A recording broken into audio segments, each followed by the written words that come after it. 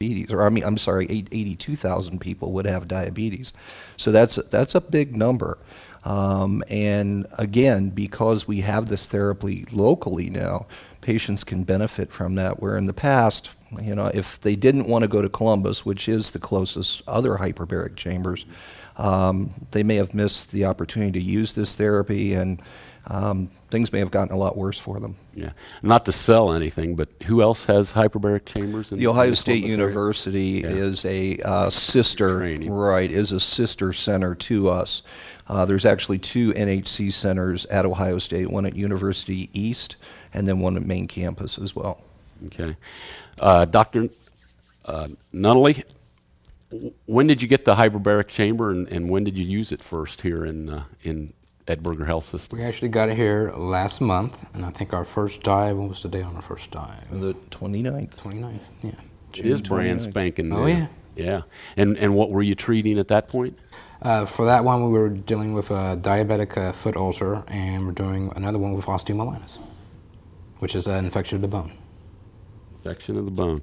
Now, you know, these hyperbaric chambers, you put the whole body in there. Correct. To do that. Is the future in hyperbaric oxygen therapy smaller things to like just put on a wound to provide the same oxygen? Unfortunately, no. Hyperbarics is always going to remain you have to take what we call a dive, to where you're actually inserting the whole person into the chamber. It's not only about the fact that we're actually breathing 100% oxygen when you're in that chamber, but the fact that we're actually increasing the pressure within the chamber. You can liken that to a can of soda. When you first pop that can of soda, those small little bubbles that you wouldn't normally see in the soda become much bigger. That's because of the change in atmospheric pressure. We're doing the opposite of that. We're literally taking big bubbles of air, as it were, and we're compressing them down. And that's why hyperbarics are so capable of healing wounds, because we're literally not only coating the red blood cells, which normally carry oxygen, with oxygen, but we're also putting oxygen into the liquid portion of the blood, and that way we're actually hyperoxygenating the patients. Hyperoxygenating. What you did a little trial run, Mark, about showing what happens when a person gets in there. Tell us about it as we watch the video. I think it's important for everyone to understand that hyperbarics, it is a little bit different. We put together a video segment that will provide you then with a patient's bird's eye view, as it were, of what it's like to actually go into a chamber and experience that. So if we can roll that piece of film, I'll be glad to talk your way through it. The first thing we're going to do, obviously, is we're going to disrobe the patient. There are certain things that the patient cannot have with them in the chamber. We want a minimum of anything on the patient when they're actually going into the chamber. Here you can see our HBO tech, Daleen, actually loading me onto a gurney. And what she's going to do here now is insert me into the chamber. You'll notice all I have to do is just lie there. And as she pushes me in, this is a view of actually what it looks like as you go into the chamber. You'll note that you're still able to see side to side. And above you, there is a high-definition TV that we can either watch TV on or we can actually load DVDs into.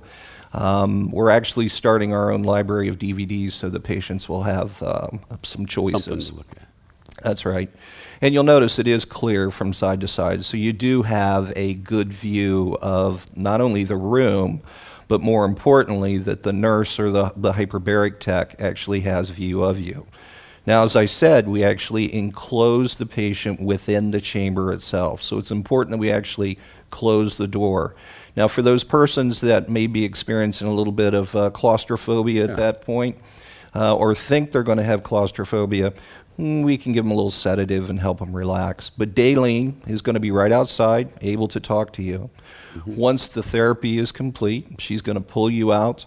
You're able then to get redressed and go about your day. So it's pretty easy. A typical dive, you're going to be in the chamber anywhere from 90 minutes to 2 hours. It takes about 15 minutes for you to get fully pressurized once you're in the chamber, 90 minutes at what we call depth, and then 15 minutes to come back up. And I might mention for the listeners as well, the fact that we talk about diving and all of those kinds of things. Yeah, and as you mentioned right earlier, in, as you mentioned earlier, the bends. Actually, this technology came from that experience with the Navy. And the fact that when a patient takes a dive, it's almost as if they were skin diving down to a depth of 33 feet below the sea surface. So it does take some time to bring them back up and bring them back up safely. Cool, cool. Dr. Nunley, what about what is your body feeling when you're in that chamber? Actually, when you first get into the chambers, you actually, as you start going down in your dive, you actually start to get hot. And actually, we allow people to have a drink of water while they're inside the chamber, so they actually cool down themselves. But once you hit to the level or the dive that you need to be at, you actually starts getting cool, and some people actually get cold while they're there. You get used to it. Your body gets used to it and the pressure. Okay. And then on the way out, it's just the opposite. You basically you warm up a little bit, and then you just cool off once you're completely out. So that's about the only experience you really feel while you're in there. Yeah. Side effects from this? Healing. Which is a good side Which is a good effect. thing. Some people do have a possibility of getting seizures from the oxygen, but it's very rare that it happens. All right. Well, the hyperbaric oxygen therapy is your newest tool, we might say, at the Wound Healing Center. What else is happening? What else are you doing? We're still doing the standard of care of like we deal with again a lot of diabetic foot ulcers, a lot of post-operative wound care and things like that, and we have protocols and that we use and we've always used for years, and we're just following those as we usually do. Yeah, I was going to say this isn't anything new necessarily. It's not. Things are happening in the hospital. Right, it's not necessarily new, as it were.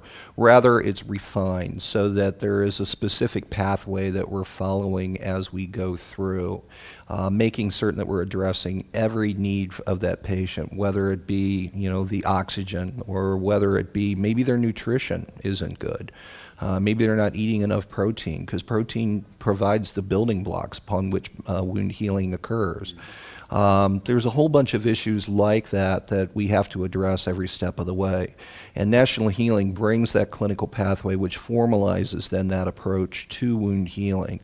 Now, we're still utilizing, as Dr. Nunley said, all of our still standard approaches, but along with all of those advanced dressings and those kinds of things that typically the public wouldn't have access to unless they came to a high-quality wound center like ours. Now, the question that always comes up on this show is insurance. Who pays for this? Does insurance take care of hyperbaric oxygen therapy? Insurance does pay for it, and we do all of the authorizations ourselves through our office. We're certainly going to get in touch with any of the providers to make certain that the requirements that are needed are met prior to that patient going into the chamber. If there's any co-pays, any deductibles, anything like that, we're going to make the patients aware of that prior to their commitment and actually going into the chambers. Yeah. Now, on the website that I was looking at today, it talked about many of the procedures are not covered under insurance. Is it experimental? No, it's not.